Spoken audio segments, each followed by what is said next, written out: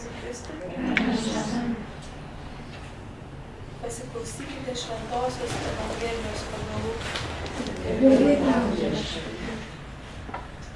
Jėzus kalbėjo, į ką panaši Dievo karalystė ir su kuo man ją palyginti. Ji panaši į garstyčios grūdą, kurį ėmė žmogus ir pasėjo savo darže. Jis išaugo į medelį ir padangių sparnuočiai susisuko lizdus jo šakose. Jis vėl tarė, su kuo man palyginti Dievo karalystę. Ji panaši į raugą, kurį ėmusi moteris įmaišė 3 saikus miltų ir nuo jo viskas įrūgo. Girdėjote Viešpaties žodį.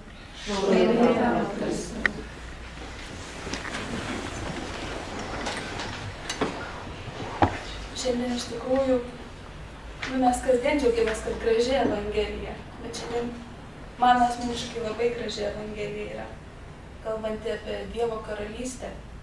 Ir trumpai galiu pasidalinti, kad Dievo karalystės pati sąvoka mano gyvenime vieną kartą labai naujai nušvito. Tai kai buvau vienam seminare ir mus paragino, mes ten, nepamenu kokias problemas nagrinėjom, bet grupėse darbas vyko ir vienu momentu mums tiesiog liepė atsistoti ir pasakyti, kad aš statysiu Dievo karalystę. Va toks vidinis pasiryžimas, kad buvo. Ir mane tas atsistojimas pats ir pasakymas, kad aš statysiu Dievo karalystę, tai perkeitė visą mąstymą, galvoju, ką aš pasakiau ir ką tai reiškia. Ir tada suvokiau, kad ta Dievo karalystė tai nėra kažkokia mirusiųjų karalystė, kad nėra kažkur ta karalystė, kai mes numirsim ir kažkur nukeliausim, bet ta Dievo karalystė yra ir gali būti Dievo karalystė čia ir dabar, kur aš esu. Ir aš galiu būti tos Dievo karalystės statytoje žemėje. Ir iš tikrųjų Dievas mus kiekvieną tam kviečia. Statyti kasdien Dievo karalystę savo aplinkoje, tarp savo žmonių. Ir kaip ta statoma Dievo karalystė, kaip aš ją galiu pastatyti? Tai pirmiausia, man atrodo, turiu klausytis Dievo. Nes kiekvieną dieną, kiekvieną akimirką Dievas mus kažkam šaukia. Ir dažnai girdime žmonių, ypatingai galbūt iš tikinčiųjų, kurie kasdien eina į bažnyčią ir matosi pasiryžę tam gyvenimui su Dievu, bet jie sako, vat išgirdau Dievo kvietimą savo sąžinę, man Dievas pasakė, aš pajutau, kad aš turiu daryti aną, o ne kitą. Galbūt aš norėjau pamiegoti ir kažką daryti, bet pajaučiau, kad Dievas mane šaukia, stoti reikia, galbūt padėti kažkam ir taip toliau. Tai va, išgirdimas, savo ausų tempimas ir išgirdimas Dievo balso ir atsakymas Dieve, taip, aš einu su tavim ir statysiu tai, ką tu nori šitoj žemėje, kad aš statyčiau. Tai yra tas kūrimas Dievo karalystės.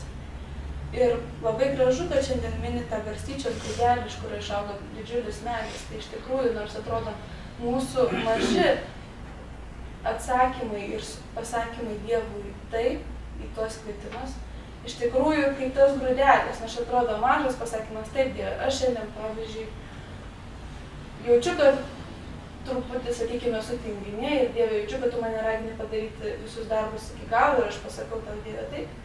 Ir per tą Dievas taip gali perkeisti mano gyvenimą, ne, kad aš galbūt galiu padaryti tą darbą, galbūt kažkas, nežinau, irgi nuo to mano darbo padaryti irgi persikeičia gyvenimas. Dabar neateina pavyzdžių, bet tiesiog nuo to vieno pasakymo Dievui taip, kaip garstyčios grūdelis įmestas į žemę, iš tikrųjų išauga toks didelis medis ir tai persikeičia tas mūsų gyvenimas, kad išauga didžiulis medis, kuriame netgi supa lizdus, tai padangių sparnuočiai. Tai linkiu iš tikrųjų tų gerų apsisprendimų tiek pačiai savo, kad nepaliaučiau irgi sakyti Dievui taip, nes šiek kiekvienam mums nėra taip patimo ir man, bet visiems mums tai yra iššūkis.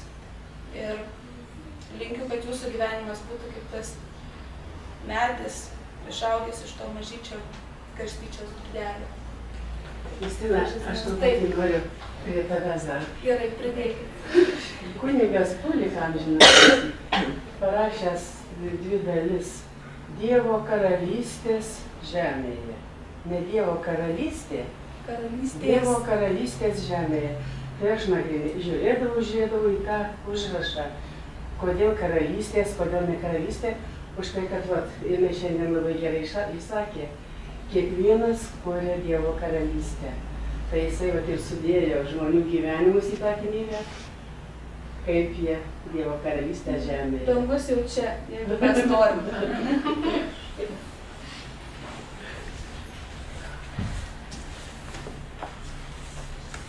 Garbėjai Jėzui Kristui.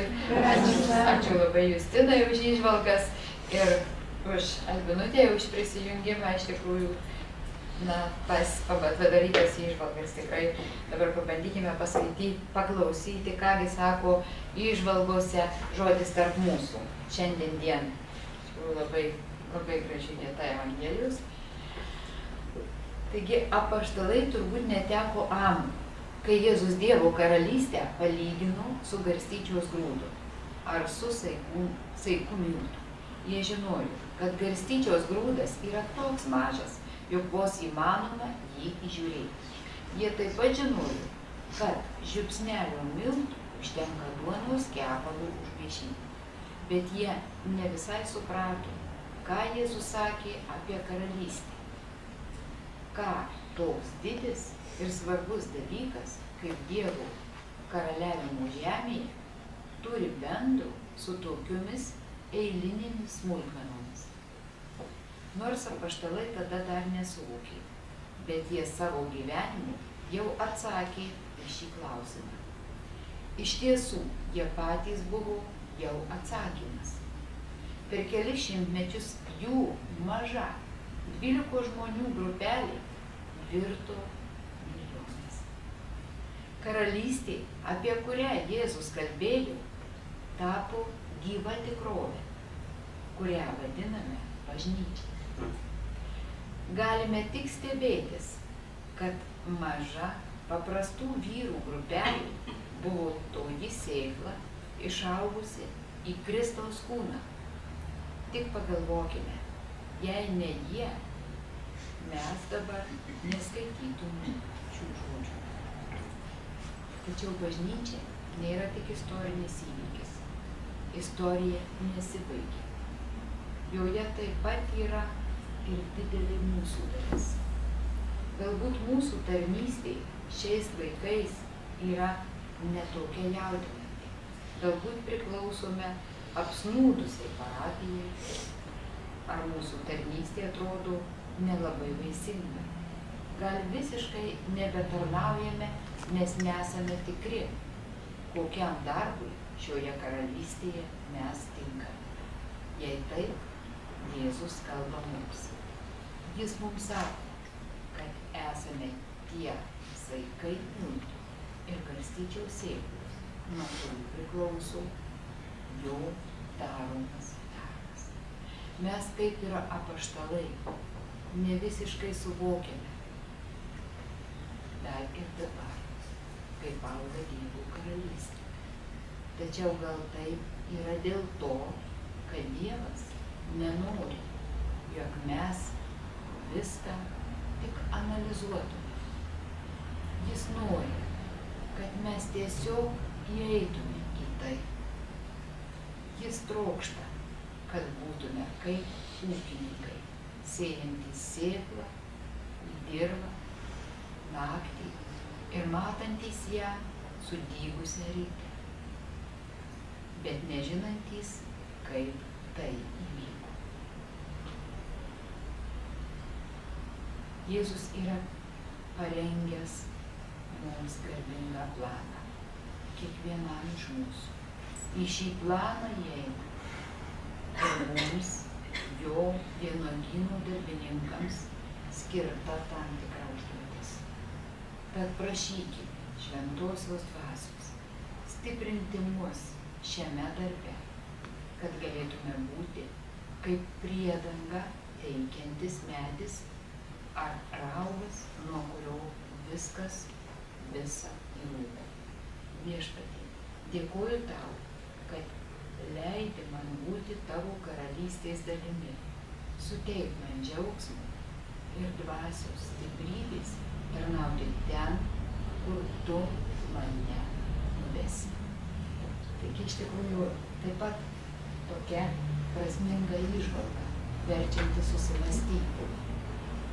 turbūt verčianti susimastyti, kad mes kai kuriuos dalykus labai įpratę stipriai analizuoti. O kodėl? O dėl ko? O kaip? O kas? Bet man taip pat teko susidurti ir man vieną klausimą Vilutė irgi sako, čia yra slėpinys. Ir aš taip iš tikrųjų ir suvokiau, kad nereikia lysti ir iki pačių pašaknių aiškintis. Yra tiesiog taip. Tu jauti, tu vidum, lyg tai, kaip sako Justina, tu girdi. Jeigu tu įtempi, tu girdi. Jis sako, nesuradau greitai pavyzdžių, bet aš, čia mūsų daugelis yra, kurie dirbam senai, aišku, mūsų mokiniai nežino to dalyko. Aš tai sakau, kad buvo iš tikrųjų didelis Dievo stebuklas, kaip atsirado aukštadvaris. Per kiek mėnesių, jeigu mes dar kartą pradedam galvoti apie tai, kad teko nuvažiuoti į aukštadvarį balandžio mėnesį. Taip, nuvažiavom balandžio mėnesį, kur gyveno 14 šeimų ir asocialių šeimų. Iš tikrųjų buvo visas pastatas apverstas, aš nemoku pasakyti, manau daugelis iš jūsų buvo aukštadvaryje, kiek aukštų pastatas. Ir visas buvo į neįmanomą paverstas, apačioj karstų dirbtuvės, įvairūs dalykai. Ir įsivaizduokit, nuo rugsėjo 1 buvo pradėtas mokslas. Niekas negalėjo patikėti dar prieš 3 dienas nuvažiavęs ten. Nes iš tikrųjų, jūs įsivaizduokit, 14 šeimų iškraustė nuo balandžio mėnesio. Tai ar čia be Dievo įsikišimo įmanomi dalykai? Mes užmiršom, tai praėjo. Tai čia viskas taip ir gavosi, tikrai ne taip. Tai jeigu mes taip pagalvojom, bet nelendam į analizę, tai matom konkretų pavyzdį. Ir tų pavyzdžių yra ne vienas. Ir iš tikrųjų mes patys, jeigu mes pasiryžtame ir pasakome taip ar ne, taip, tai iš tikrųjų vyksta tas veiksmas, net tu nesupranti kaip. Atsiranda tos jėgos, net tu nesupranti iš kur. Atsiranda atsakymai, tu net nežinai iš kur. Tu stovi prieš auditoriją, tu paprašai, Viešpatie, padėk man, vesk mane, imk. Ir nieko daugiau nesakai. Ir tau iš tikrųjų ateina viskas. Viešpats kalba. Tu jam paduodi tik tavo kaip įrankis tampi. Ir jeigu aš suvokiu, kad aš esu įrankis Dievo rankose, iš tikrųjų, aš tada galiu prieiti prie kiekvieno, galiu nusišypsoti, galiu džiaugtis, galiu apkabinti, galiu mylėti. O jeigu aš savo protą įjungiu ir pradedu galvoti, man šitas taip, čia man naudinga tą nusišypsosiu, gal man nenaudinga, to aš neužkalbinsiu, tai iš tikrųjų ir viskas susiveda. Tai kaip mes matome, ką blogo šiandien moko. Jeigu mes tik tai pasiryžtume, ir ačiū Dievui mes turim tą vietą, kur susirinkti, kur susikaupti, kur pradėti dieną, ir jeigu mes tik pasiryžtume, iš tikrųjų, dar daugiau ir kuo daugiau tam, iš tikrųjų, manau, kad ir dabar ta šiluma tose sienose jau yra ir mes iš tikrųjų jaučiame čia tą atėję. Ir mūsų tas nusiteikimas, mūsų nuotaika, mūsų viskas priklauso nuo tos pradžios, nuo tos dienos, kaip mes pasišvenčiame, kaip mes atveriame savo širdis, kaip mes mylime savo mokinius, ką jie įsineša, jie labai greitai tą mato. Tai iš tikrųjų melskime šiandien Viešpatį prašydami mums visiems tos išminties siunčiant šventąją dvasią į mūsų širdis, kad mes atvertume tai širdis savo meilę. Mūsų bendruomenė, Ignaco bendruomenė. Melskime mes už popiežių, prašydami jam dvasinės stiprybės, kad jisai stiprintų viso pasaulio žmonės dvasiškai. Melskime mes už mūsų prezidentę, už mūsų Seimo narius, už mūsų valstybės vadovus, už mūsų ministerijos vadovus, prašydami Viešpaties malonės, kad iš tikrųjų būtų visi jų darbai, visos mintys nukreiptos mūsų tautos labui. Melskime mes taip pat už tėvą Gintarą, prašom jam dvasinės stiprybės, kad stiprintų dvasiškai. Melskime už sergančius mes mūsų bendruomenės žmonės. Melskime mes už Valytę, už Albinutę, už jos seseris, ekscelenciją, už Daivą, už Sandrą, Simoną, Ievą, Mingitą. Prašykime mes viešpaties malonės, ramybės, nurimimų. Iš tikrųjų daug dalykų, kurių mes net kartais nepagalvojame ir, galbūt atsitinka taip ir kitam žmogui prasideda, o dabar kokios dar ligos prisideda ligos susijusios nuo tos socialinės, psichologinės, kurios tikrai naikina žmogų. Tai prašykime viešpaties malonės. Melskime už mūsų išėjusius žmonės.